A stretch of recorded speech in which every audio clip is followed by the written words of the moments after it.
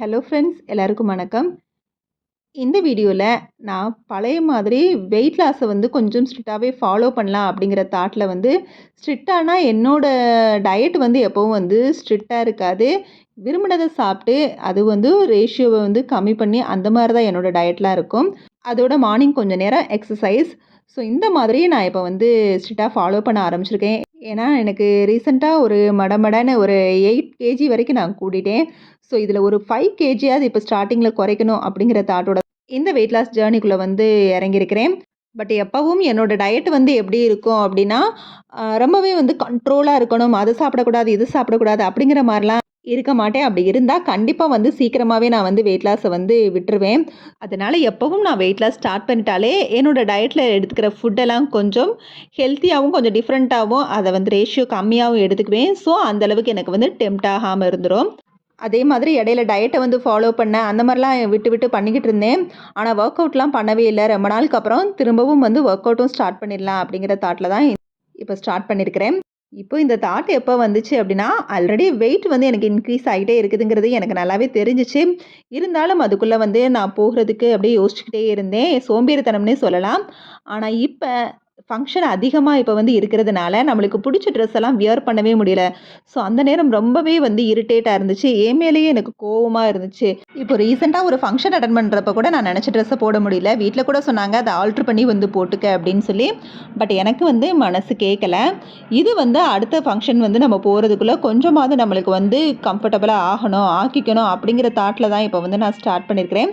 So என்னோட weight loss ஜேர்னியோட first day தான் இது. மார்னிங் எழுந்ததும் பட்டை புதினா இலையெல்லாம் போட்டு தண்ணியை நல்லா கொதிக்க வச்சுட்டு அந்த தண்ணி கொஞ்சம் வாமாகவும் அதோட தேன் கலந்து அதை குடிச்சிட்டு ஒரு 10 மினிட்ஸ் அப்படியே ரிலாக்ஸ் பண்ணிவிட்டு அப்புறமா ஒர்க் அவுட் ஒரு 25 மினிட்ஸ் வரைக்கும் பண்ணேன். ஃபஸ்ட் டேங்கிறதுனால கம்மியாக தான் பண்ணியிருக்கிறேன். பட் இருந்தாலுமே என்னோடய ஒர்க் அவுட்டுங்கிறது ஒரு 25 மினிட்ஸ் அப்புறம் 40 மினிட்ஸ் அந்தளவுக்கு தான் ஆகும். அதுக்கு மேலெலாம் எப்போவுமே நான் பண்ணதே கிடையாது இதுக்கு முன்னாடியும். ஸோ இந்த மாதிரி நம்ம சிம்பிளாகவே நம்மளோட ஒர்க் அவுட்டை வச்சுக்கலாம். நம்மளுக்கு எது கன்வீனியண்ட்டாக இருக்கும் அந்தளவுக்கு சின்ன சின்ன ஒர்க் அவுட்டாக நம்ம வச்சுக்கிட்டாலே போதும்.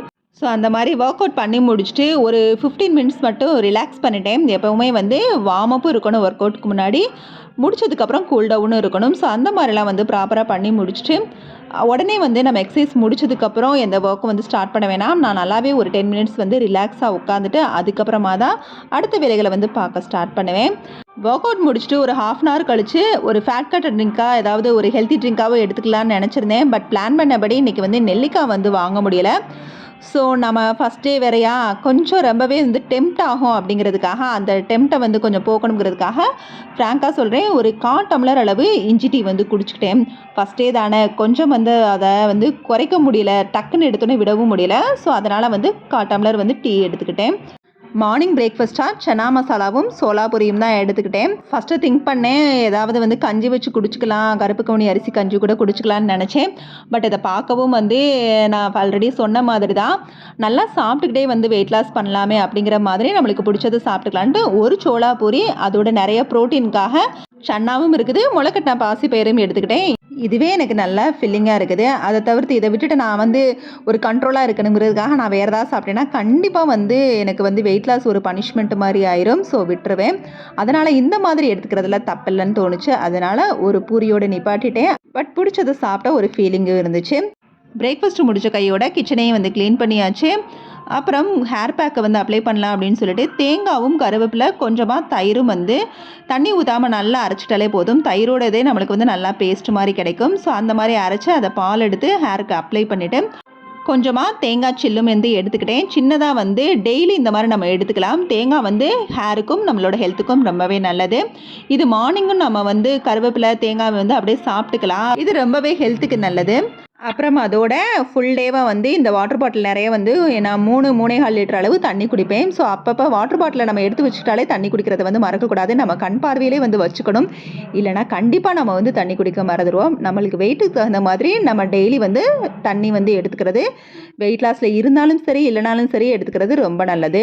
அப்புறம் இன்னொரு முக்கியமான விஷயம் என்ன அப்படின்னா, வெயிட் லாஸில் இருக்கிறப்ப கண்டிப்பாக ஹேர் கேர் ஸ்கின் கேர் ரொம்பவே முக்கியம். நம்ம ஹெல்த்தியாக சாப்பிட்றது மூலயமா மட்டும் இல்லை, அப்பப்போ இந்த மாதிரி ஹேர் பேக் போடுறது ஃபேஸ் பேக் போடுறது மூலயமாவும் நம்ம அதை கேர் பண்ணிக்கணும்.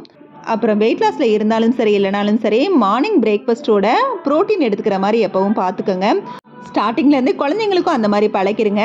முளைக்கட்டின பாசிப்பயிரெலாம் அவ்வளோ ப்ரோட்டீன் இருக்குது. ஸோ ஆரம்பத்துலேருந்தே அது குழந்தைங்களுக்கு பழகிட்டோம்னா அந்த டேஸ்ட் குழந்தைங்களுக்கு பிடிச்சிரும். அடுத்து அவங்களே விரும்பி சாப்பிட ஆரம்பிச்சிருவாங்க. அப்புறம் வெயிட் லாஸில் இருந்தாலே நம்ம நிறைய வீடியோஸ் பார்த்து என்ன திங்க் பண்ணுவோம் அப்படின்னா, இவ்வளோ செலவு பண்ண முடியாது, அவ்வளோ செலவு பண்ண முடியாது, இவ்வளோ காய் வாங்கணும், அவ்வளோ ஃப்ரூட்ஸ் வாங்கணும் அப்படிங்கிறதெல்லாம் இல்லை. நம்மக்கிட்ட இருக்கிறத வச்சு முடிஞ்ச அளவுக்கு நம்மளால் முடிஞ்ச அளவுக்கு ஹெல்த்தியாக சாப்பிடுவோம். எவ்வளவோ ஹாஸ்பிட்டலுக்காக செலவழிக்கிறோம், தேவையில்லாத விஷயங்களுக்கெல்லாம் நிறையா செலவிப்போம். நம்ம ஹெல்த் எவ்வளோ நம்மளுக்கு இம்பார்ட்டன்ட். ஸோ அதுக்காக நம்மளோட காசை ஸ்பெண்ட் பண்ணுறதுல தப்பில்லை. மதியானம் லஞ்சுக்கு ஒரு குட்டி கப் அளவு சாதமும் காய் நிறையா வச்சுருக்கிறேன். பொரியல், பீன்ஸ், கேரட், உருளைக்கிழங்கு, கோஸ் கேரட், அதோட வடகம் 2 வச்சுக்கிட்டேன். உடனே எதையும் நம்மளால் ஸ்கிப் பண்ண முடியாதுல்ல, அதனால் ஆசைக்கு வச்சுக்கிட்டேன். கொஞ்சமாக நெய்யும் ஆட் பண்ணிக்கிட்டேன். இது நல்லாவே ஃபில்லிங்காக இருந்துச்சு. விநாயகர் சதுர்த்திங்கிறனால இத்தனை காய் பொரிச்சிருக்கிறேன். இல்லைனா எப்பவும் போல் நம்ம செய்கிற காய்கறிகளை கொஞ்சம் சேர்த்து சாப்பிட்டுக்குவேன், அவ்வளோதான். ஒரு 3 மணி போல், ஒரு 3, 3:30 இருக்கும். அந்த நேரத்தில் இந்த ஒரு கொய்யாப்பழம், சின்ன கொய்யாப்பழம் மட்டும் எடுத்துக்கிட்டேன். நைட் டின்னராக எடுத்துக்கிட்டதே இன்றைக்கி நூடுல்ஸ் பண்ணதுனால எல்லாருக்கும் பண்ணதுலேயே தான் கொஞ்சம் எனக்கு பிடிச்ச மாதிரி எடுத்துக்கணும் அப்படிங்கிறதுக்காக அதோட பன்னீரும் குடமிளகாவும் சேர்த்துக்கிட்டேன். நிறைய குடமிளகா பன்னீர் தான் இருக்குது. ஸோ அதோட கொஞ்சமாக தான் நான் நூடுல்ஸ் எடுத்துக்கிட்டேன். பார்த்தாலே தெரியும், இது ஒரு சின்ன கப்பு தான். ஸோ இது நம்மளுக்கு டெம்ப்டும் ஆகாது, நம்ம வெயிட் லாஸ் பண்ணுற அளவுக்கு சாப்பிட்ட மாதிரியும் இருக்கும். ஸோ இதுதான் இன்றைக்கி ஃபுல் டே என்னோடய டயட்டு. அதோட 3 நேரம் சாப்பாடு முடிஞ்சதுக்கப்புறம் 1 டம்ளர் அளவு வார்ம் வாட்டரும் எடுத்துக்கிட்டேன். ஃபஸ்ட்டே வெயிட் லாஸ் ஜர்னி சூப்பராகவே இன்றைக்கி கம்ப்ளீட் ஆயிடுச்சு.